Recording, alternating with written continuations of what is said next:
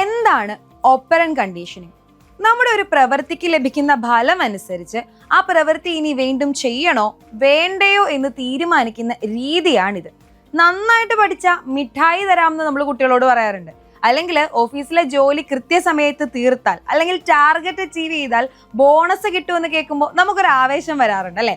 ഇതിന് പിന്നിലെ മനഃശാസ്ത്രമാണ് BF സ്കിന്നറുടെ operant conditioning. ഇതിൽ രണ്ട് പ്രധാനപ്പെട്ട കാര്യങ്ങളുണ്ട്. ഒന്ന് റീഇൻഫോഴ്സ്മെന്റും, രണ്ട് പണിഷ്മെന്റും. നമ്മുടെ നല്ല ഒരു പ്രവൃത്തിക്ക് പാരിതോഷികം കിട്ടുമ്പോൾ നമ്മൾ അത് വീണ്ടും ചെയ്യാനായിട്ട് ശ്രമിക്കും. ഇതിനെ പോസിറ്റീവ് റീഇൻഫോഴ്സ്മെന്റ് എന്ന് വിളിക്കുന്നു. നമ്മൾ ക്ലാസ്സിൽ കുട്ടികൾക്കൊക്കെ നോട്ട്ബുക്കിൽ സ്റ്റാർ ഇട്ട് കൊടുക്കാറില്ലേ? അത് തന്നെ കാര്യം. ഇനി ഒരു പ്രവൃത്തി ആവർത്തിക്കരുതെന്ന് കരുതി നൽകുന്നതാണ് പണിഷ്മെന്റ്. ക്ലാസ്സിൽ അനാവശ്യമായിട്ട് സംസാരിക്കുന്ന കുട്ടിക്ക് നൽകുന്ന ഒരു ശാസന, വഴക്കുകളൊക്കെ ഇതിന് ഉദാഹരണമാണ്. ഇനി സ്കിന്നറുടെ അഭിപ്രായത്തിൽ പണിഷ്മെന്റിനേക്കാൾ ഫലപ്രദം റീഇൻഫോഴ്സ്മെന്റ് ആണ്. അധ്യാപകരായിട്ടുള്ള നിങ്ങളുടെ ക്ലാസ് റൂമുകളിൽ ഈ ഒരു വിദ്യ എങ്ങനെ പ്രയോഗിക്കുമെന്നൊന്ന് കമന്റ് ചെയ്യും. കൂടുതൽ വീഡിയോസിനായിട്ട് ചാനൽ ഫോളോ ചെയ്യും.